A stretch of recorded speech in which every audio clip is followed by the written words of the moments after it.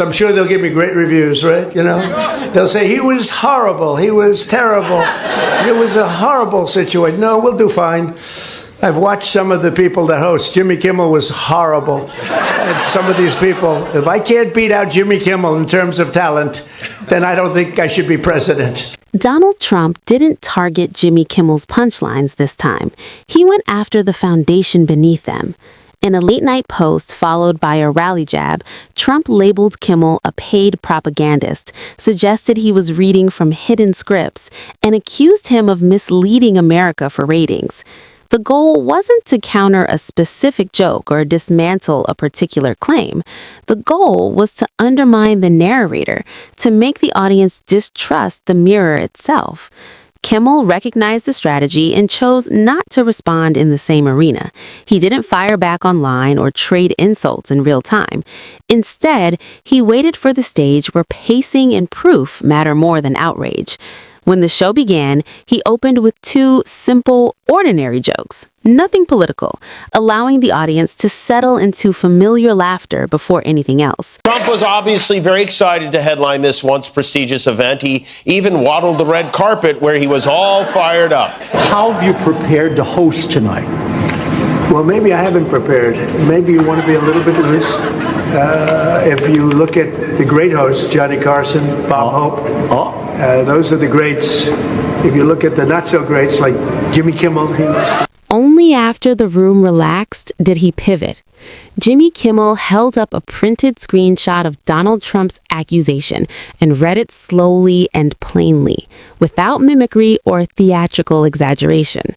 The audience laughed, cautiously, because the accusation was meant to linger. He placed the page on his desk as if submitting evidence and said, "When someone can't beat the joke, they try to beat the teller." Credibility, he explained, is an easier battlefield than facts. It's simpler to accuse than to correct.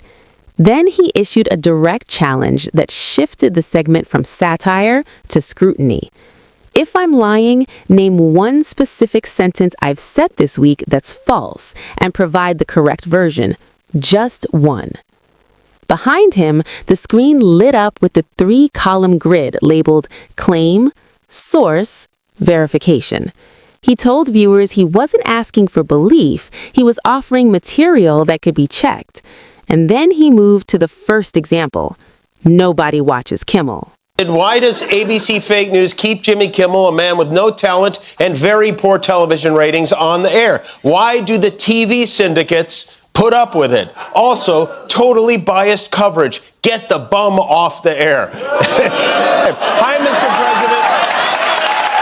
How are you? Thanks for watching us on TV instead of on YouTube. We appreciate that. A montage played showing Donald Trump repeatedly referencing, quoting, reacting to, and posting about Jimmy Kimmel. Each clip carried a timestamp, and beneath verification appeared a simple note, watched enough to respond. The audience laughed, sharper this time, catching on to the method. Second claim, Kimmel is paid to lie. He read his on-air disclaimer, reminding viewers he's a comedian who relies on publicly available reporting and recorded footage. Then he displayed fundraising messages, accusing critics of being bought and controlled. If everyone is paid, he said, then the only unpaid person is the one selling you that narrative. The audience now responded louder, recognizing the pattern.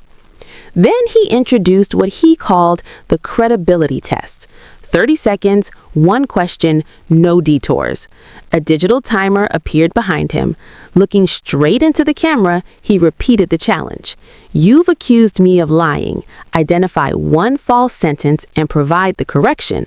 The clock began to tick. In the history of the American presidency, he takes precious time on the toilet to post about our show. Keeps saying we have bad ratings, and you should listen to him, because if anyone knows about bad ratings, it's that guy.